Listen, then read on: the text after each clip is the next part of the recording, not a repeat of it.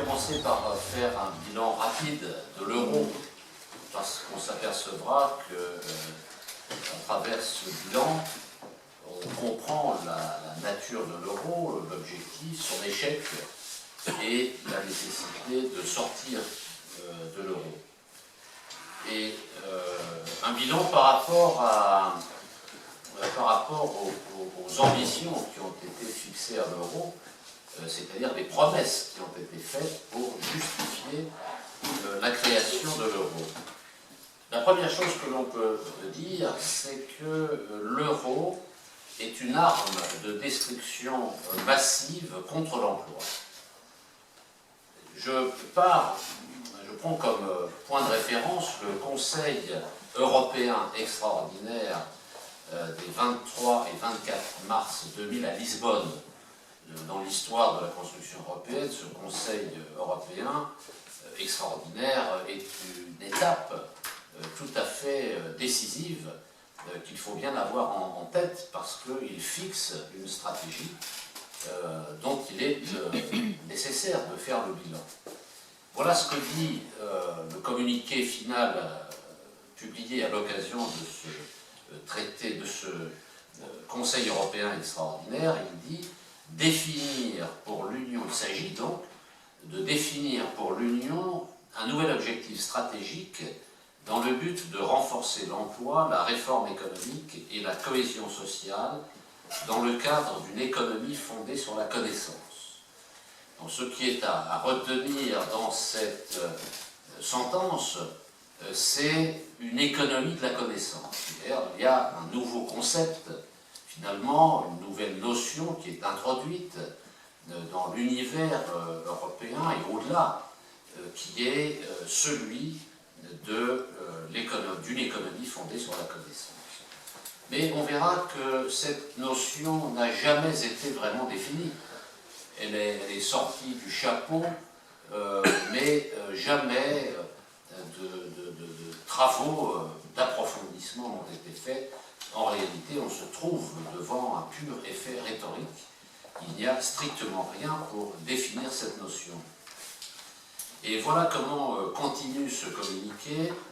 Devenir l'économie de la connaissance la plus compétitive et la plus dynamique du monde, capable d'une croissance économique durable, accompagnée d'une amélioration quantitative et qualitative de l'emploi et d'une plus grande cohésion sociale. Bon, ça, ce sont des objectifs qui sont fixés lors de ce Conseil européen extraordinaire de Lisbonne.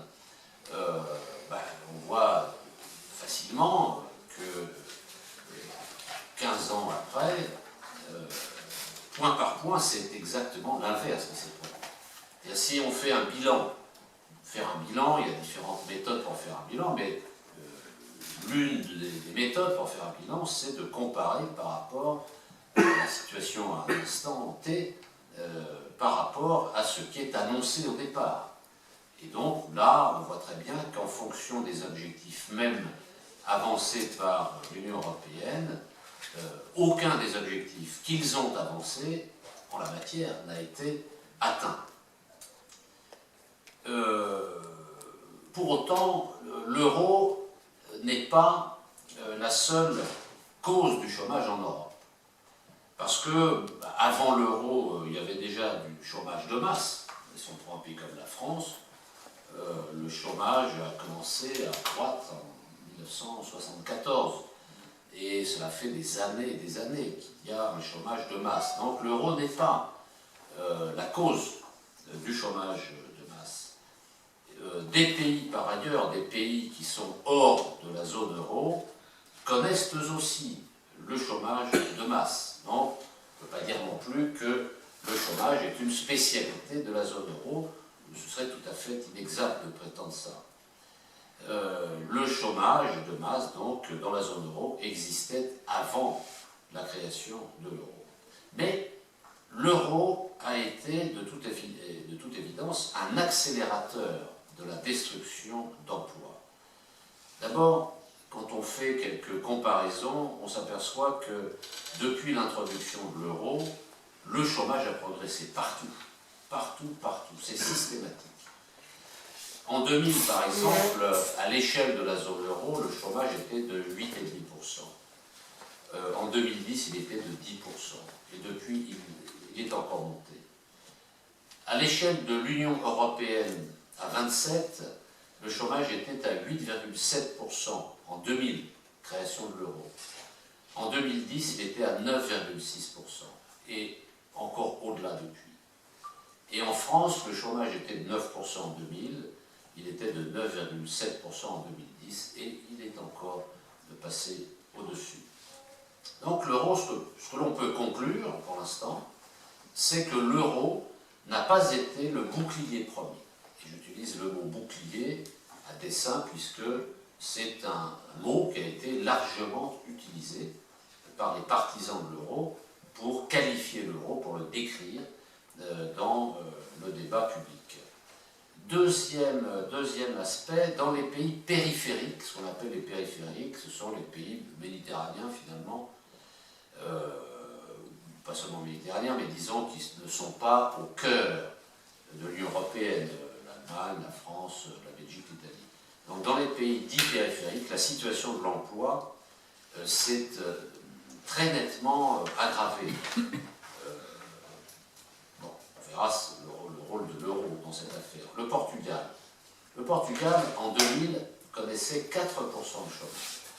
En 2010, il était à 10,9%. Aujourd'hui, il est aux alentours de 20%. L'Irlande était à 4,2% de chômage en 2000 et à 13,5% en 2010.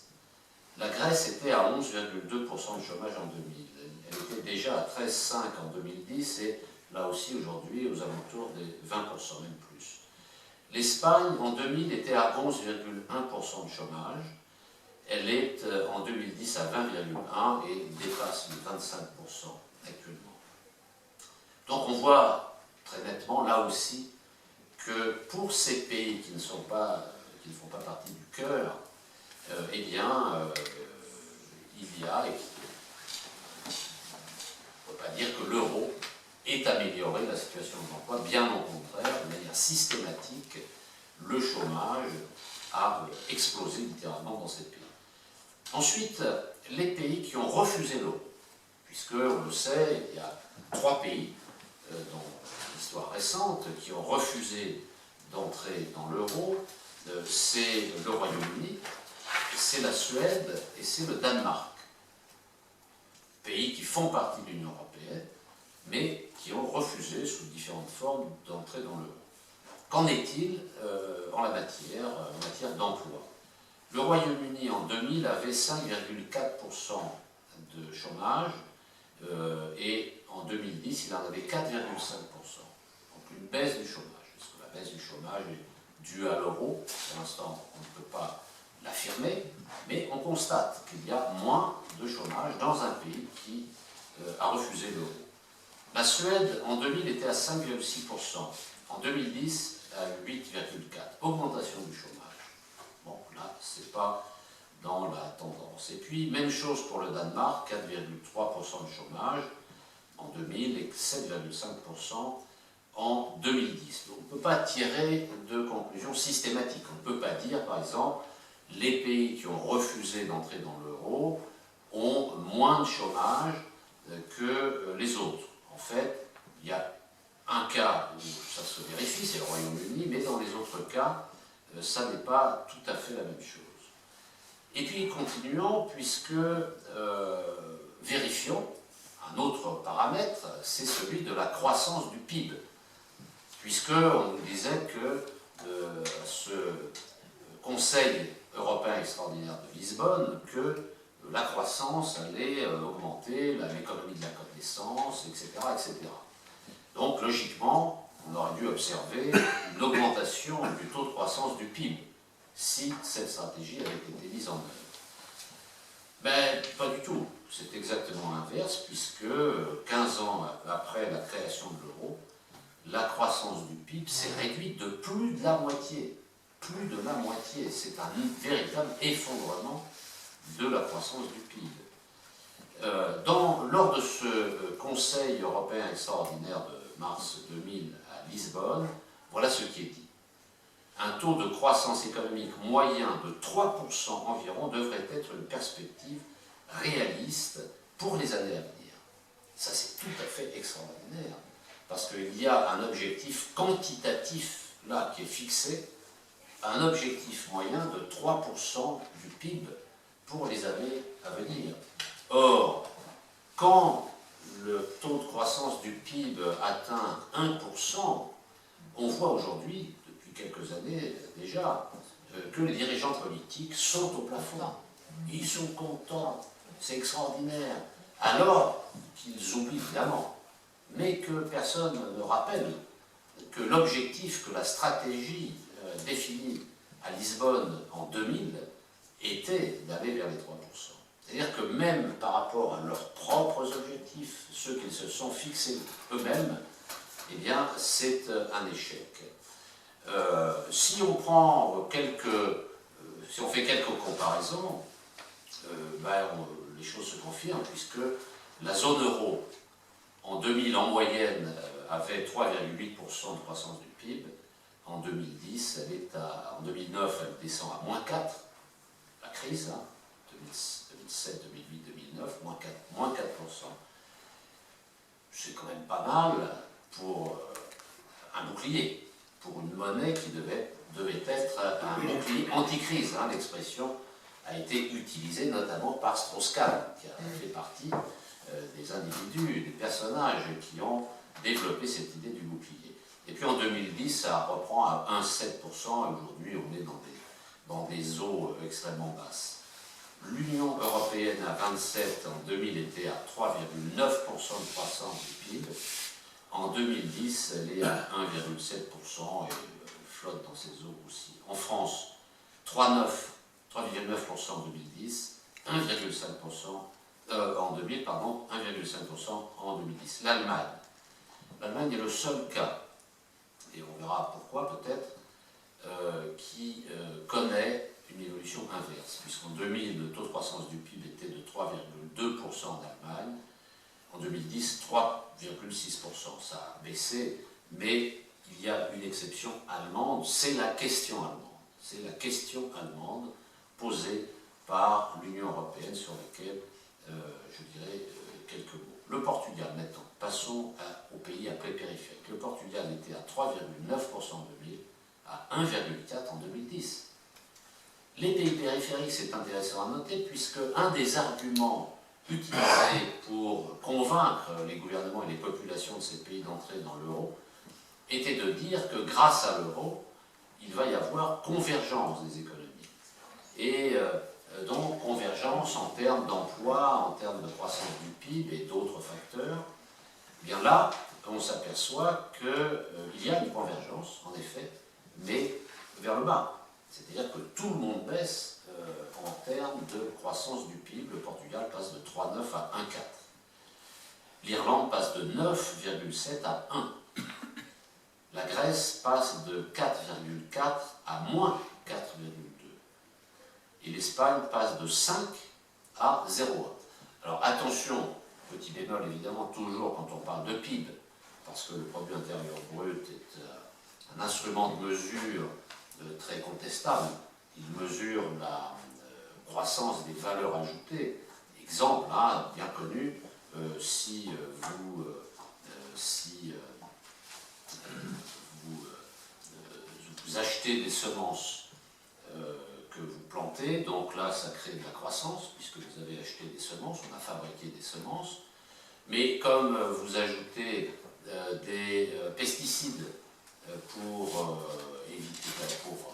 éliminer les insectes, etc., vous créez encore de la croissance, puisque vous avez fabriqué des pesticides, mais comme les pesticides polluent les sols, l'eau, voire même l'atmosphère, il faut dépenser de l'argent pour se protéger, pour nettoyer, et donc ça crée encore du PIB. C'est-à-dire qu'on voit bien que ça ne marche pas. Et dans le cas de l'Espagne, c'est la même chose, puisque certes l'Espagne a connu 5% de croissance du PIB en 2000, mais on sait très bien que cette croissance était fondée sur une bulle immobilière, qui est une cause particulière de la crise en Espagne. Et donc, voilà, c'était pour qu'on prenne chaque fois qu'on parle de PIB, il faut vraiment regarder ce qu'il y a. Un autre exemple pour le PIB, toutes les catastrophes naturelles créent du PIB. C'est ça, exactement. Un ouragan, ça crée du PIB. Voilà, exactement, les guerres, ça crée du PIB. La guerre, ça crée du PIB. Alors l'Espagne donc passe de 5% à moins 0,1%. Donc là aussi, la situation est tout à fait claire. Au moment du lancement de l'euro, tous les pays périphériques avaient une croissance du PIB très nettement supérieure à ceux de la zone euro. Donnons une explication. Une des raisons pour lesquelles le taux de croissance du PIB de ces pays s'est effondré avec l'euro, c'est précisément, notamment, ce n'est pas la seule cause, mais notamment parce que les facilités que s'est donné l'Allemagne d'exporter ont interdit un certain développement économique de ces pays, les obligeant à importer de plus en plus, ce qui, évidemment, se substitue à des productions locales qui auraient pu être faites. Ce que l'on peut observer également, c'est que la croissance du PIB est généralement meilleure dans les pays hors euro. C'est le cas du Royaume-Uni, 3,9% de PIB en 2000, 1,4 en 2010. Là, ça ne se confirme pas, même si depuis ça a augmenté. J'ai ma statistique, je ne sais pas pourquoi j'ai arrêté en 2010. Ça s'est amélioré depuis. La Suède, elle passe de 4,4 elle reste à 4,4. Le Danemark lui descend aussi de 3,5 à 1,3. En revanche, les États-Unis passent de 4,1 à 2,9, le Japon de 2,8 à 3,9. C'est-à-dire qu'on a une situation là qui est différente. Il n'y a pas de tendance très nette qui se dégage. Mais en tout cas, ce que l'on peut conclure à cette étape, c'est que l'euro semble incompatible avec le plein emploi. Ça, c'est une conclusion nette que l'on peut faire à ce niveau. Regardons maintenant le rapport entre l'euro et les salaires. Parce que la conclusion, c'est qu'avec l'euro, les salaires ont été écrasés. L'euro est apparu comme un véritable laminoir à salaire, un écrasement du niveau de vie des classes populaires et des classes moyennes. Alors le critère utilisé dans la statistique européenne, Eurostat, c'est une notion qui s'appelle les coûts unitaires de la main-d'œuvre, CUMO, CDMO, coût unitaire de la main-d'œuvre, qui incorpore à la fois le salaire direct, celui qui est versé, le salaire net, auquel on ajoute le salaire indirect, c'est-à-dire les cotisations sociales, salaire indirect parce que lorsqu'il y a arrêt maladie, chômage, etc., c'est du salaire de remplacement, et également la productivité, bien entendu, puisque la productivité va venir à salaire égal, la productivité va modifier la compétitivité des produits, les prix des produits, etc., le profit, etc. Donc quand on déduit l'inflation, parce que là-dessus il faut appliquer la déduction de l'inflation, évidemment, si vous avez le même produit avec les mêmes coûts de main-d'œuvre et des produits fabriqués dans des pays dans lesquels il y a une inflation différente, à l'exportation, le pays qui a une inflation plus importante que l'autre, ce qui était le cas de la France et de l'Allemagne, eh bien, vous êtes pénalisé puisque vous êtes obligé, si vous voulez conserver votre profit, vous êtes obligé d'ajouter le prix de l'inflation. C'est le prix incorpore, le prix du produit incorpore l'inflation. Donc, on voit que, déduction faite de l'inflation, les prix unitaires de main-d'œuvre ont baissé dans la zone euro. Ils ont baissé, ça veut dire qu'il y a eu une pression exercée sur les salaires. Exemple, la moyenne 1999-2009 dans la zone euro des coûts unitaires de la main-d'œuvre, c'était 1,8% avec une inflation de 2%. Ça fait la différence, il faut faire la différence évidemment, puisque vous avez une inflation qui est supérieure au taux de progression du coût de la main-d'œuvre. Ça fait moins 0,2% en réel. Donc la baisse de 0,2% sur 10 ans. À l'échelle de l'Union européenne à 27, une augmentation de 0,2%, c'est intéressant à noter parce que là encore, on voit que l'euro qui devait faciliter le plein emploi n'accélérait pas du tout, puisque les pays membres de l'Union européenne, mais hors zone euro, ont un meilleur résultat, même si les différences ne sont pas énormes. La France est à 0, c'est-à-dire sur 10 ans, c'est la stagnation. Et l'Allemagne est à moins 1,3%. C'est très important. On voit encore l'exception allemande, c'est le résultat de la politique de déflation salariale organisée en Allemagne par Schröder et les plans Hartz, notamment, qui sont là, que l'on voit tout à fait clairement. Cette moins 0,2%, ça fait pour un salaire mensuel moyen de 2 000 € par mois, ça fait une perte de 40 € par mois quand même. Hein. Pour des petits salaires, 0,2%, ça représente des niveaux de cette nature. Et on peut comparer, on peut constater que les salaires progressaient plus rapidement du temps où il n'y avait pas l'euro. Exemple, de 1971 à 1998, sur une série longue comme ça, le coût unitaire de la main-d'œuvre progressait en moyenne de 5% par an. La différence est tout à fait considérable. On voit que l'euro a été, dans les faits, est-ce que c'était la volonté? Pour l'instant, on ne peut pas le dire, mais dans les faits, l'euro a servi de blocage, voire même de diminution de la progression des salaires. Les 3 pays de l'Union européenne qui ont refusé d'entrer dans l'euro ont tous de meilleurs résultats. Le Royaume-Uni, il est à plus 0,7% de croissance des salaires. La Suède reste à 0. Le Danemark est à plus 0,7%. Il y a donc une contradiction fondamentale qui apparaît entre l'euro et les salaires. L'euro est un piège à salaire. D'ailleurs, il suffit, on le comprend tout de suite quand on voit les objectifs qui sont fixés à la Banque Centrale Européenne, puisque l'objectif principal est le contrôle de l'inflation. Traduction, contrôle des salaires. L'inflation, qu'est-ce que c'est dans le langage libéral? L'inflation, ça n'est que les salaires. Or, il existe différents types d'inflation. Il existe l'inflation du prix des actifs financiers. Quand les actions montent, ils applaudissent, mais non, c'est de l'inflation, c'est de la bulle. Qu'il y a aussi une inflation, il peut y avoir une inflation monétaire, de la masse monétaire. Bon, bref, en réalité, si on traduit, l'objectif de la Banque Centrale Européenne est de lutter structurellement contre les salaires, pour empêcher, en effet, que la croissance des salaires vienne réduire les profits. Les dirigeants allemands écrasent les salaires pour maintenir leur avantage compétitif. Là, c'est très clair. Tous les pays en déficit commercial subissent, et c'est la totalité des pays, pour l'essentiel, sauf l'Allemagne.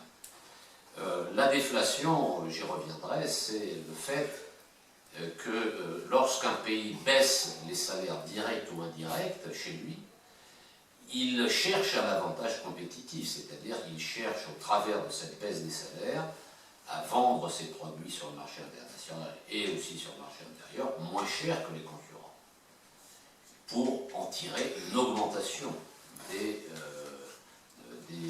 volumes. L'inflation du prix des actifs financiers, elle, au contraire, a été libérée. Et là, bien sûr, il ne parle jamais d'inflation, il ne lutte pas contre cette inflation, au contraire, il l'encourage. C'est d'ailleurs de cette manière particulière que les classes dirigeantes s'enrichissent. Les classes dirigeantes s'enrichissent grâce à l'inflation du prix des actifs financiers. Exemple, nous observons depuis plus de 20 ans, depuis plus de 25 ans, que la croissance moyenne du prix des actifs financiers est entre 6 et 10% par an. Inflation déduite. C'est colossal, c'est absolument colossal. Et c'est bien la pression sur l'emploi et les salaires qui permet de dégager la voie pour favoriser l'augmentation du prix des actifs financiers. Et par conséquent, ce que l'on peut observer, c'est que le nivellement par le haut n'a pas eu lieu.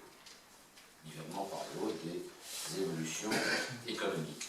Un mot sur la hausse des prix, puisque l'objectif de l'euro était de normaliser les prix à l'échelle de l'Union européenne et de maîtriser tout cela.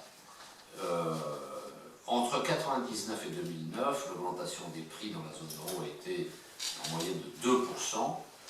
En Allemagne, elle a été de 1,5%, en France de 1,8%, en Italie de 2,3%. Mais, je l'ai dit, les salaires ont été compressés et la hausse des prix, il y a eu une hausse des prix au début de l'introduction de l'euro parce que la hausse de l'euro a été un prétexte pour beaucoup de commerçants, notamment à des hausses de prix importantes. Et par exemple, en 2001, les prix alimentaires ont augmenté de 4%. Entre 2001 et 2010, 8,2%. Pourquoi ? La grande distribution, par exemple, a profité du passage à l'euro. Pourquoi ? Parce que la perception des gens a été brouillée par l'euro. C'est vrai que dans les comportements de consommation, on a intégré les prix, les rapports entre les produits. On a des échelles de prix qui s'élaborent petit à petit.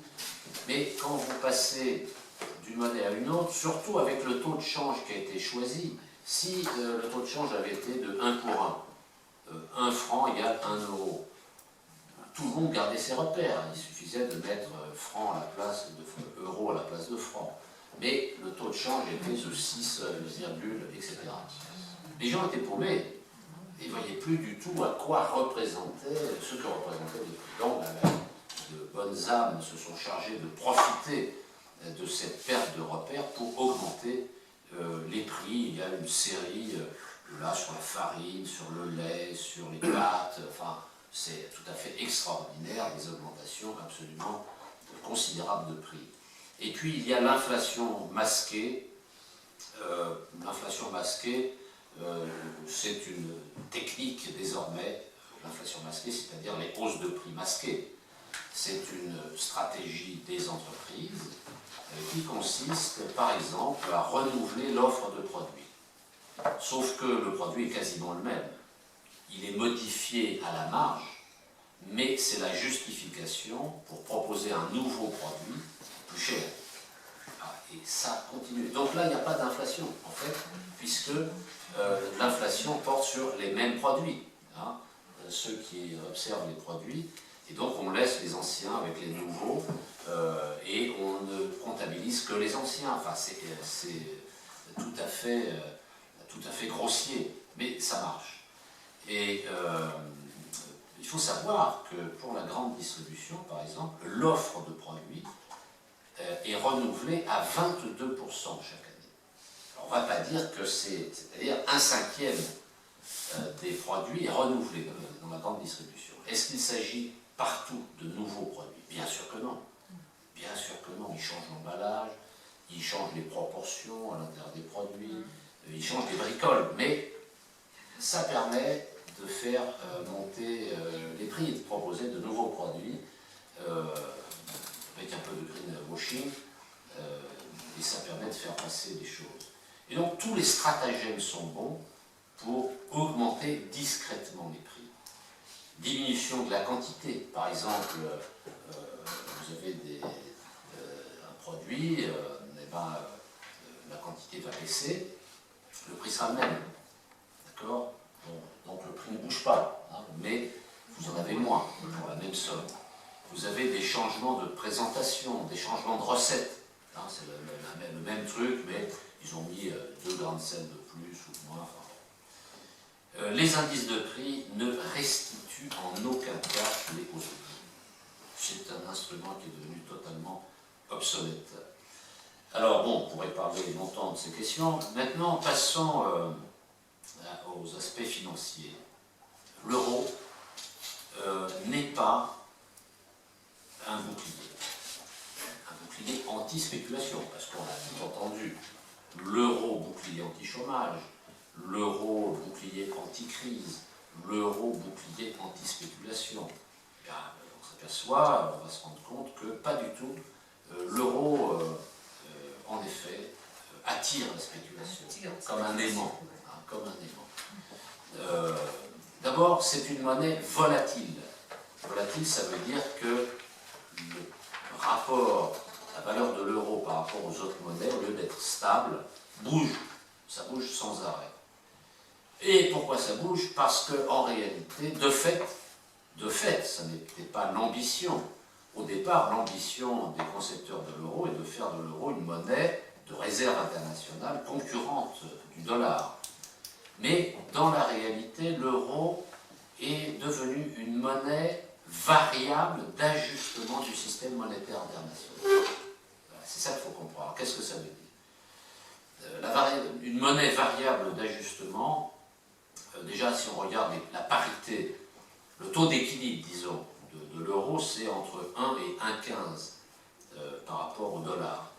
Disons 1, par 1 dollar égale 1 euro. C'est ça à peu près le taux naturel, disons, d'équilibre. Mais, par exemple, en 2008, c'était à 1,60 $, c'est-à-dire 0,83. Il y a une volatilité, même si aujourd'hui c'est revenu à des proportions plus raisonnables.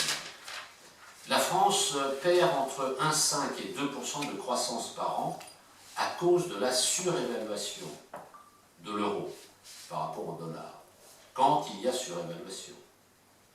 Ce qui est absolument colossal. C'est énorme. Pourquoi? Ben, tout simplement parce que la parité de change euro-dollar fait que les produits français sont plus chers. Et donc pour exporter, c'est beaucoup plus compliqué quand il y a une parité de cette nature.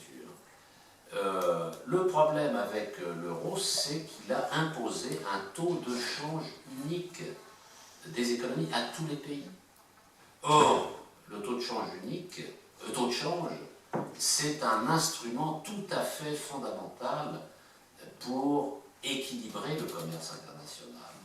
Quel est l'instrument classique que l'on utilise quand il y a des déséquilibres du commerce international, enfin des équilibres dans le sens d'une augmentation du déficit commercial? C'est la dévaluation. On dévalue, c'est classique, tout le monde fait ça. Et donc, on peut dévaluer quand on a sa propre monnaie, mais quand on partage une monnaie avec l'autre, on ne peut plus dévaluer. On ne peut plus dévaluer, alors comment fait-on pour rééquilibrer le commerce international? Eh bien, on fait de la déflation. Salariale. La déflation salariale, c'est-à-dire que la seule variable qui reste, c'est le salaire. Et c'est ce qui explique en grande partie d'ailleurs la baisse des salaires qu'on constate dans la zone euro. Enfin, tout à fait. C'est une des explications fondamentales de cette baisse des salaires et de cette faillite de l'euro là. Et donc, la monnaie, l'euro variable d'ajustement, je précise, variable d'ajustement, ça veut dire que les gros acheteurs de monnaie d'euros, ce sont les banques centrales et un certain nombre d'investisseurs institutionnels. Variable d'ajustement, cela signifie que lorsqu'il y a besoin de rééquilibrer les portefeuilles, eh bien, c'est l'euro qui passe en premier. On se débarrasse de l'euro. Et donc, ça provoque des vagues de fluctuations parce que l'euro n'est pas jugé comme une monnaie fiable, comme une monnaie de réserve internationale. Elle est absolument la monnaie, le dollar, l'euro. Pourquoi les Américains soutiennent l'euro? comme ça. Parce que on pourrait se dire, ils sont fous, puisque l'euro, soi-disant, a été conçu pour concurrencer le dollar. Mais pas du tout, c'est pour les enfants, cette histoire. Dans la réalité, l'euro sert de bouclier, cette fois-ci, au dollar. Il protège le dollar. Parce que la spéculation se porte sur l'euro. Grâce à la volatilité, grâce au fait que c'est devenu une monnaie variable d'ajustement qui protège dans les faits le dollar. Alors, la baisse des taux d'intérêt, ne doit rien à l'euro. Je dis un mot sur cette question parce que c'est très important dans le contexte actuel. Les taux d'intérêt, c'est les taux auxquels les États empruntent. Et bien entendu, quand les taux d'intérêt sont bas, ça encourage les États à emprunter, les États mais les autres agents économiques. Quand les taux d'intérêt sont élevés, ça les dissuade d'emprunter. Et ce qui a été dit pour justifier la création de l'euro, c'est qu'il y aurait une convergence des taux d'intérêt à la baisse et que finalement ça devrait permettre une convergence des économies. Alors qu'en est-il? La réalité, c'est que la baisse des taux d'intérêt réels qui a eu lieu ne doit strictement rien à l'euro. Alors, exemple, en 1999, c'est-à-dire au moment de la création de l'euro, la plupart des pays de la zone euro avaient des taux d'intérêt situés entre 4,5% l'Allemagne et 4,77% le Portugal. C'est extrêmement faible la différence. C'était avant la création de l'euro. Avant la création de l'euro, entre le pays le plus puissant, l'Allemagne, 4,5%, et un des pays de la périphérie, 4,77%. C'est un écart très faible. Pourtant, il n'y a pas l'euro. Si on avait suivi ce que promettaient les partisans de l'euro, on aurait dû assister à un alignement, à une quasi-égalité des taux d'intérêt à la baisse. La seule exception à l'époque, c'était la Grèce, qui empruntait à 6,3%. Alors ça fait une grosse différence, mais pas tant que ça quand même. On a observé, en effet, une baisse générale et convergente des taux d'intérêt jusqu'en 2000, de 1999 jusqu'à 2005, Mais pourquoi? Parce que à partir de 1994, les taux d'intérêt à long terme, quand on parle de taux d'intérêt, on parle implicitement toujours des taux d'intérêt à 10 ans, des emprunts à 10 ans, des emprunts d'État à 10 ans. C'est le standard, pour faire des comparaisons internationales. Ce que l'on observe donc, c'est que depuis 1994 jusqu'à 2005, les taux d'intérêt à long terme ont baissé partout dans les pays de l'OCDE. Partout.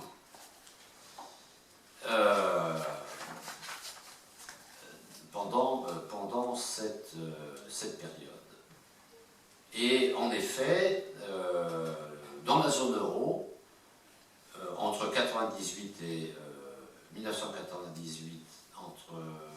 1998 et 2008, non, qu'est-ce que j'ai marqué? J'arrive pas à voir les...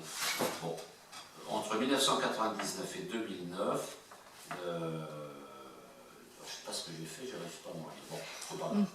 Alors, oui, ils sont passés entre 1998 et 2009 de 8,43% à 4,39%.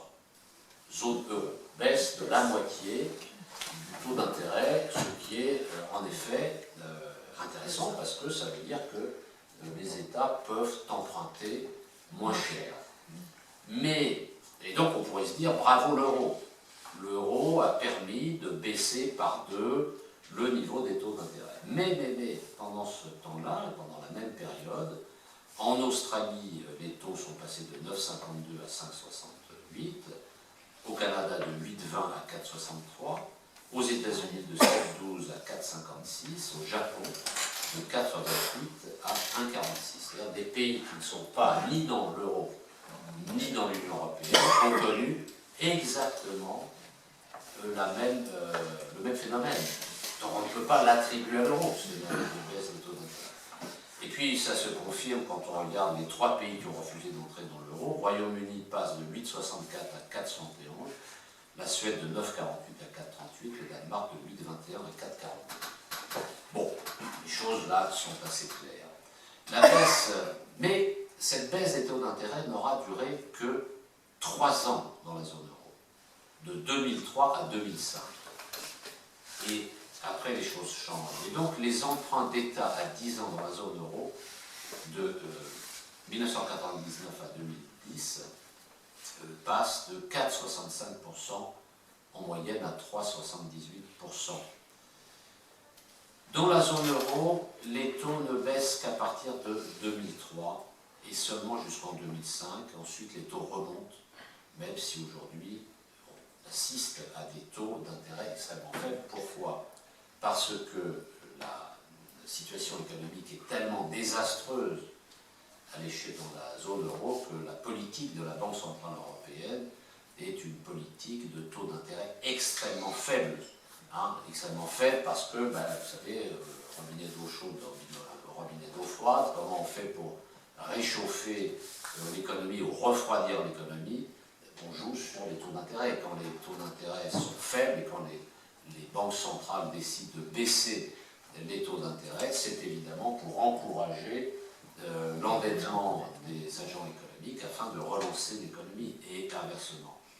Donc la Banque centrale européenne a baissé les taux d'intérêt de manière tout à fait considérable, au point qu'il y a même des taux négatifs. Et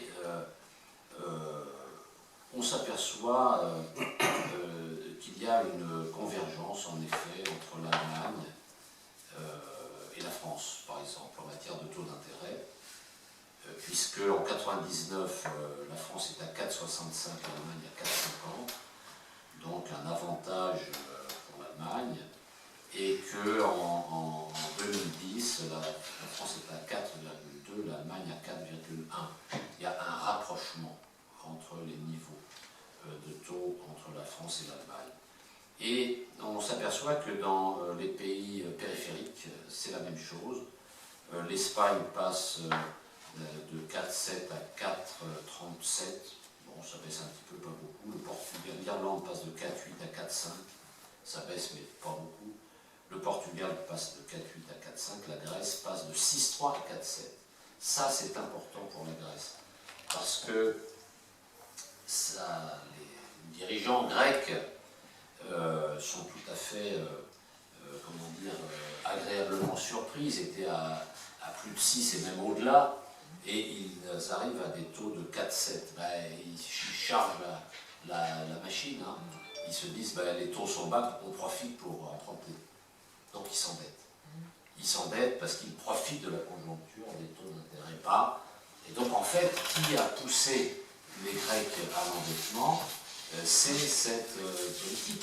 Parce qu'on voit bien que la différence de taux d'intérêt, à la même époque, l'Allemagne est à 4,1, la Grèce à 4,7. Or, les taux d'intérêt incorporent la dynamique économique, normalement. Et là, il y a quasiment égalité entre l'Allemagne et la Grèce. Donc il y avait forcément quelque chose qui n'allait pas quelque part. N'importe quel économiste voit ça tout de suite. Ça n'allait pas. Il y avait une situation anormale. Les économistes grecs ont parfaitement bien compris, conseillés d'ailleurs par Goldman Sachs, ont parfaitement bien compris que cette situation était anormale, qu'elle n'allait pas durer, et qu'il fallait en profiter pour emprunter maintenant, parce que les taux allaient remonter. Bon, donc on voit bien que tout cela est totalement incohérent. Alors, continuons un petit peu dans le bilan de l'euro, parce qu'on observe une image désormais totalement dégradée de l'Union européenne, certes, mais de sa monnaie unique. On nous dit, parmi les commentaires pour vendre l'euro, et moi je me suis appuyé sur le site internet de la Commission européenne, quand j'ai fait cette fiche, eh bien, on peut lire, par exemple, on pouvait lire parce que ça a disparu, le poids de l'Europe s'est renforcé dans les enceintes des organisations internationales grâce à l'euro. Parce que la zone euro serait un havre de stabilité et de prospérité. Non mais attendez, c'est marqué là, c'est marqué, c'était marqué, ils l'ont enlevé. Mais c'est absolument incroyable, c'est-à-dire qu'il suffit de dire le contraire de la vérité pour que ça devienne la vérité. Et donc, s'érigeant en modèle, l'Union européenne susciterait admiration et jalousie. Non, mais il faut vraiment... et en réalité, la zone euro est la région du monde qui se porte le plus mal parmi les économies développées depuis des années et des années. Et ça, c'est dû à l'euro, clairement. Ce sont les déficits publics les plus élevés, c'est la croissance du PIB la plus faible, c'est le taux de chômage le plus fort, c'est la récession la plus profonde, le taux de croissance économique le plus faible. Alors, un mot sur le rapport entre l'euro et les marchés de capitaux. Parce que là aussi, on nous a expliqué que l'euro, je l'ai dit déjà, devait être un bouclier anti-spéculation et que l'euro allait concurrencer le dollar et attirer les capitaux. Attirer les capitaux, ce qui ne pouvait être que positif pour le développement économique. Et il y a eu dans ce sens une première directive européenne en 1998 sur les marchés de capitaux, dont l'objet était de faire des marchés, des obligations d'État, marchés obligataires publics, les surveillants des politiques publiques. C'est-à-dire qu'il y a eu une volonté de mettre les finances publiques sous tutelle des marchés de capitaux, de façon objective, de façon volontaire. La situation n'est pas hasard. Et donc, l'ouverture totale des marchés de capitaux, parce que l'ouverture des marchés de capitaux, on pourrait se dire, bon, après tout, c'est logique, puisqu'il y a une monnaie unique, et les pays qui participent à cette monnaie unique, ben, il faut qu'il y ait circulation de capital. Ça va avec. Mais l'ouverture des marchés de capitaux ne s'est pas limitée aux pays de la zone euro, mais vis-à-vis de l'extérieur. C'est une ouverture tous azimuts. Et donc cette directive, la première directive de 1998, directive européenne, décide la suppression de toutes les entraves au mouvement de capitaux entre les résidents des États membres avant le 1er juillet 1990 et au-delà, avec l'extérieur. Quel est le raisonnement? C'est ça qu'il faut bien comprendre pour voir que structurellement, l'euro, c'est-à-dire que, pourquoi utiliser cette expression de structurellement? Parce que certes, quand on fait le bilan de l'euro est négatif, mais un bilan ne pourrait être que l'addition de situations conjoncturelles. Or, pas du tout. Le bilan négatif est provoqué structurellement par la conception même de l'euro. Quel est le raisonnement qui a été tenu par les dirigeants européens? Le marché obligataire, c'est-à-dire le marché sur lequel les pays s'endettent, les États s'endettent, émettent de la dette publique, n'aime pas les pays trop endettés, parce que l'accumulation des dettes publiques peut provoquer un risque de défaut. Et donc, les marchés financiers ont peur du défaut, évidemment, puisque ça leur fait perdre leur capital. Il y a un risque de perte en capital. Et donc, pour continuer à prêter, les marchés financiers demandent une augmentation des taux d'intérêt, puisque c'est la rémunération du prêt, du risque, pour rémunérer le risque, en effet, puisque plus il y a d'endettement, plus il y a de risques supposés, de défaut, donc plus il y a d'endettement, plus les marchés financiers demandent des taux d'intérêt élevés. Vous voyez tout de suite que les taux d'intérêt élevés, c'est ce qu'on appelle dans la loi de finances, on appelle ça la charge de la dette. Vous savez combien ça coûte en France par an? entre 45 et 50 milliards d'euros. C'est le deuxième poste budgétaire de la France, avec des taux d'intérêt qui sont aux alentours de 2%, très faibles. On voit le poids des taux d'intérêt sur la dépense publique. Et donc, si les États veulent emprunter à des taux d'intérêt raisonnables, ils doivent baisser la dette publique. Et donc, c'est une des raisons qui pousse à cette obsession de la lutte contre l'endettement, parce que ça fait baisser la charge de la dette, tout simplement. Et on nous dit que pour contrôler la dette, et c'est la raison pour laquelle il y a eu cette orientation a été décidée, pour contrôler la dette, la meilleure discipline serait le marché s'il est totalement dérégulé. Les pouvoirs publics ne peuvent pas s'auto-contrôler. C'est le raisonnement qu'ils tiennent. Voilà ce que dit le Conseil européen, le fameux Conseil européen de Lisbonne de mars 2000, je cite: « Des marchés financiers efficaces et transparents favorisent la croissance et l'emploi en permettant une meilleure allocation des capitaux à un moindre coût. Ils jouent donc un rôle essentiel dans la mise en valeur des idées nouvelles et dans la promotion de la culture d'entreprise, ainsi que dans l'accès aux nouvelles technologies et leur utilisation. Il est indispensable d'exploiter le potentiel de l'euro pour intégrer davantage les marchés financiers de l'Union européenne. » On voit le résultat, au travers des chiffres que j'ai donnés. La création des marchés financiers, il faut bien ça, beaucoup de gens ont du mal à comprendre que les marchés financiers sont une création. Ça n'est pas le résultat de l'évolution de l'économie, c'est une création ex nihilo. La création des marchés financiers résulte d'une volonté politique. Quelques étapes, la loi du 3 janvier 1973, qui en France interdit à la Banque de France de prêter sans intérêt à l'État. Pourquoi, par exemple, certains partis politiques qui se prétendent contestataires, de gauche, d'extrême gauche, etc., ne demandent jamais l'abrogation de cette loi. M. Mélenchon, qui fait des phrases sur l'euro, sur l'Union européenne, n'a jamais demandé l'abrogation de la loi du 3 janvier 1973. Et puis, il y a eu une loi de juillet 1990 pour assurer la liberté totale des mouvements de capitaux, ouvrir la zone euro à tous les capitaux. Juillet 1990. L'Union européenne n'est pas victime de la globalisation financière.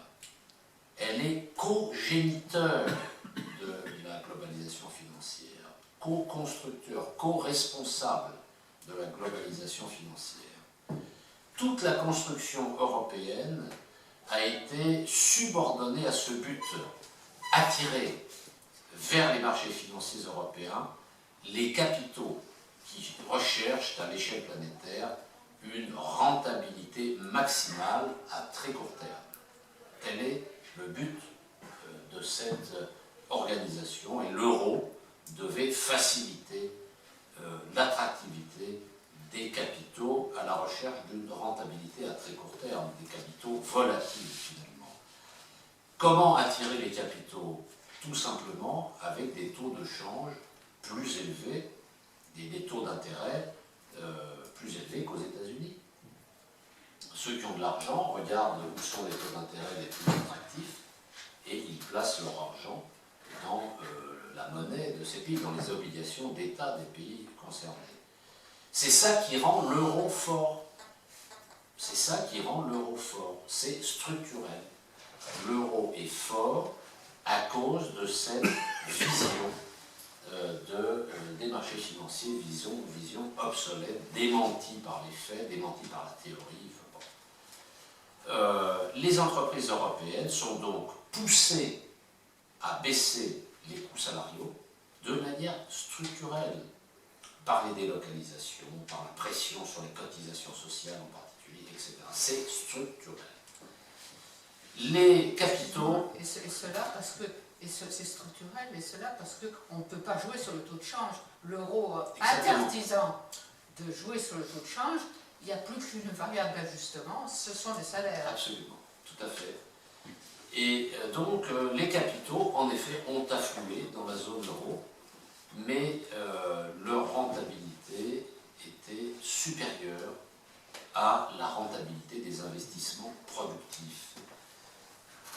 Certes, les capitaux, là, l'objectif est atteint. Les capitaux affluent.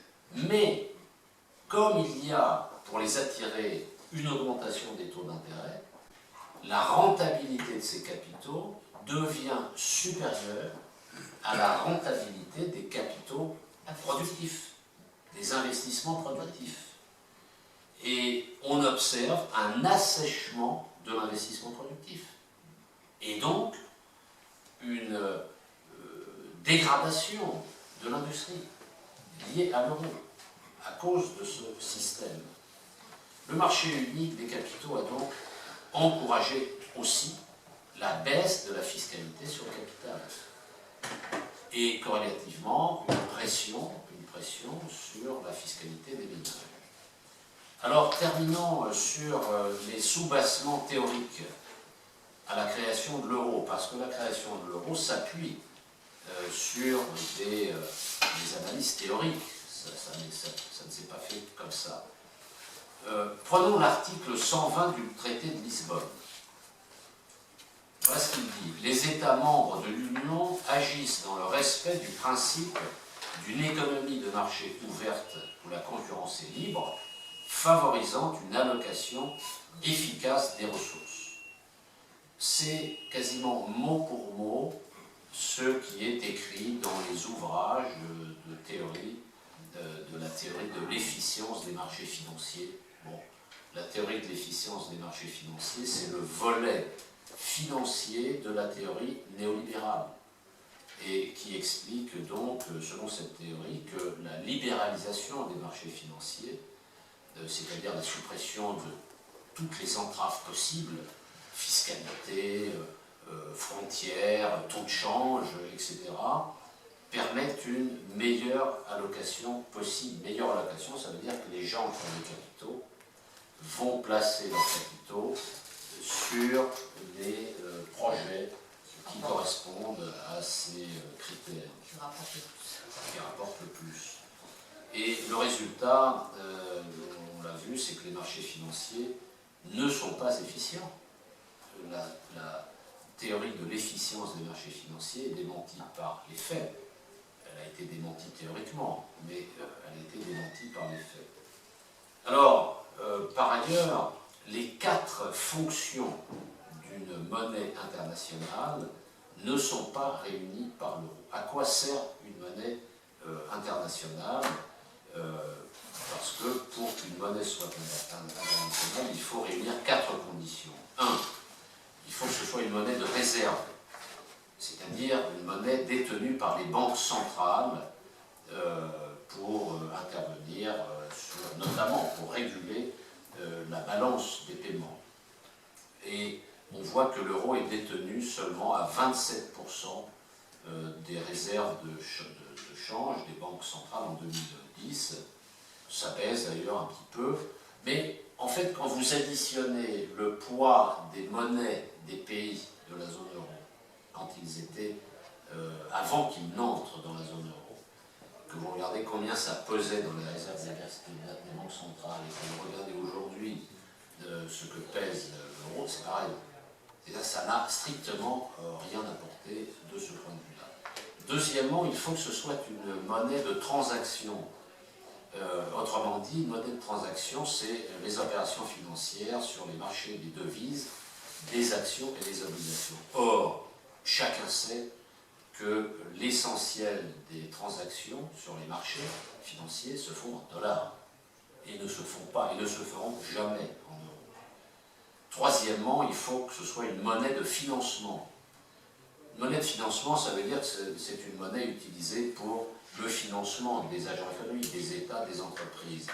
les obligations d'État et également les actions. Ben, ça n'est pas le cas, évidemment, les pays de la zone euro empruntent en euros, mais à l'extérieur de la zone euro, personne n'emprunte ou rarement en euros, alors que beaucoup de pays empruntent en dollars. Vous voyez, donc ça n'est pas une monnaie internationale.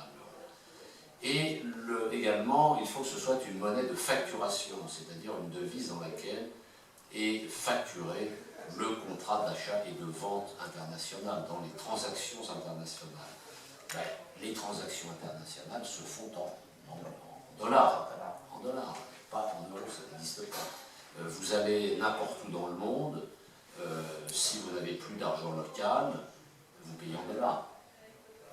Tout le monde prend du dollar. Essayez de faire ça avec de l'euro, c'est quoi ça? Personne ne va vous prendre vos euros. Allez en Afrique, allez en Asie, sauf, généralement, c'est la réaction. Alors, pour terminer, deux petites choses, il y a eu un argument qui a été utilisé, martelé, parce que simple, c'est que voyager dans les pays de la zone euro était intéressant grâce à l'euro. On pouvait voyager, il n'y avait plus de coûts de transaction, de change, etc. etc. Mais c'est faux, c'est totalement faux. Parce que certes, il n'y a plus les coûts de transaction que l'on payait quand on allait au guichet de la banque pour prendre des devises, ça a été remplacé par les distributeurs de monnaie. Et quand vous faites le constat, quand vous allez prendre dans un pays de la zone euro de l'argent, des euros dans le distributeur de monnaie, regardez les commissions qui sont prises.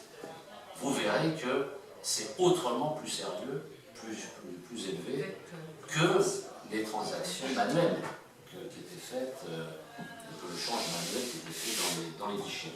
Alors on termine sur la notion de zone monétaire optimale. ZMO, zone monétaire optimale, qui est le coup de grâce à l'euro. En fait, zone monétaire optimale, c'est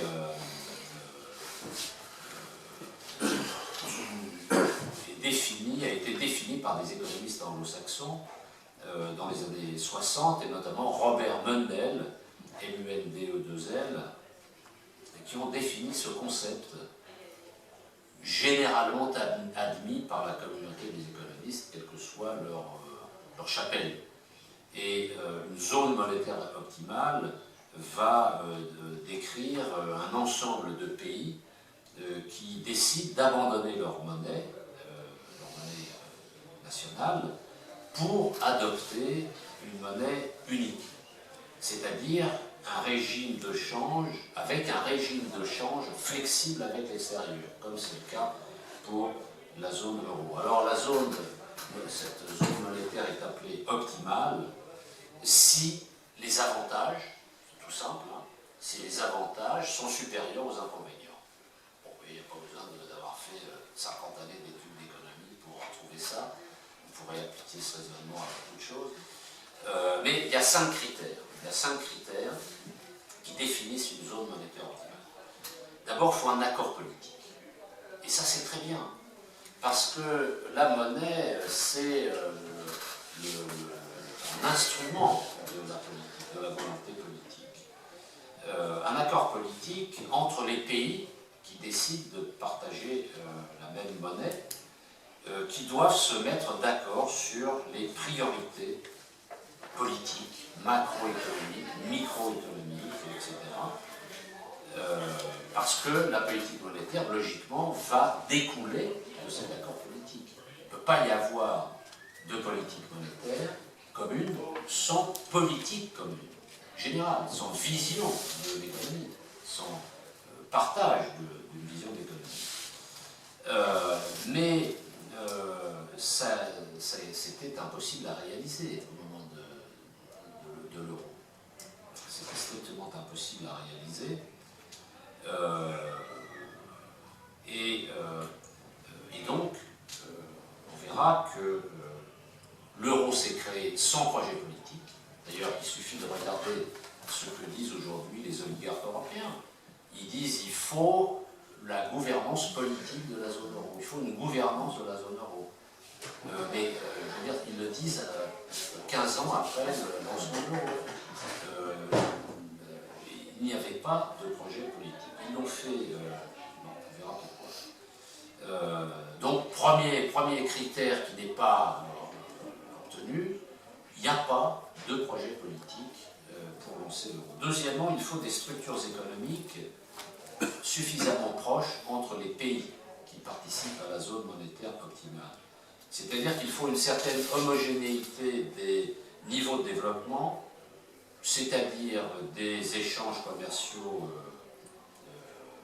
entre les pays, des conjonctures, des taux d'inflation semblables, des niveaux relatifs de prix proches, une convergence des politiques économiques et donc une proximité des situations, des structures économiques. Troisième critère, il faut une diversification de la production. Pourquoi? C'est-à-dire que la proportion entre le secteur primaire, secondaire, tertiaire, l'agriculture, l'industrie, les services, doit être à peu près la même. Et à l'intérieur de ces secteurs, il faut éviter la monoculture. Pourquoi? Parce que s'il y a un choc interne ou externe, vous avez un pays dont un secteur est balayé. Et ça va faire reposer sur les autres pays, le poids de la reconstruction va reposer sur les autres pays. Donc pour éviter ce genre de situation, il faut une diversification de la production. Quatrièmement, il faut la mobilité géographique des facteurs de production. Les facteurs de production, c'est le capital et le travail. Pourquoi? Parce que les facteurs de production, en étant mobiles, comme aux États-Unis, les gens suivent le travail, des ménages sans arrêt, etc. Et les taux de change entre les monnaies donc, doivent disparaître. Les taux de change entre les monnaies disparaissent puisqu'il y a une monnaie unique, car ils sont rendus obsolètes, et ça rend obsolètes les besoins de dévaluation et même de déflation. Dans la conception de la zone monétaire optimale, il n'y a plus besoin de dévaluer, ni de faire de la déflation salariale. Parce qu'il y a cette proximité des économies. Et puis, cinquièmement, il faut un budget central et des mécanismes de redistribution. Un budget central, comme aux États-Unis, le modèle habituel qu'on prend, c'est les États-Unis, parce que ça permet, un budget central, de pomper de la ressource dans les pays en croissance et de redistribuer. C'est absolument impossible. Par exemple, le budget américain fait 60% des dépenses publiques au niveau fédéral. Dans l'Union européenne, c'est le budget européen de 1,3%. Vous voyez, donc, aucune chance que ça marche. Aucune chance que ça marche. Ça ne pouvait pas marcher dès le départ. Ils le savaient, mais ils ont forcé le processus parce que ils ont considéré que l'union monétaire allait obliger à l'union politique. Comme ils n'arrivaient pas à faire l'union politique, ils ont voulu coincer les États par l'union monétaire en considérant que, obligés de coopérer sur la monnaie, ces États, aller au-delà. Bon, donc on voit que la monnaie unique est inapte. Les pays en retard par rapport aux pays les plus importants doivent progresser plus vite que la moyenne pour rattraper les autres, ce qui est impossible. Et donc la monnaie unique, l'euro, ne pouvait qu'échouer. L'échec de l'euro était inscrit dans les gènes de l'euro. C'est la raison pour laquelle il faut en sortir. Et la sortie de l'euro sera l'objet d'une autre séance, une fois qu'on aura compris que structurellement l'euro ne pouvait pas fonctionner, ne pourra pas plus fonctionner dans l'avenir. Il s'effondrera de lui-même États quitteront la zone euro parce que ça n'est pas une monnaie viable.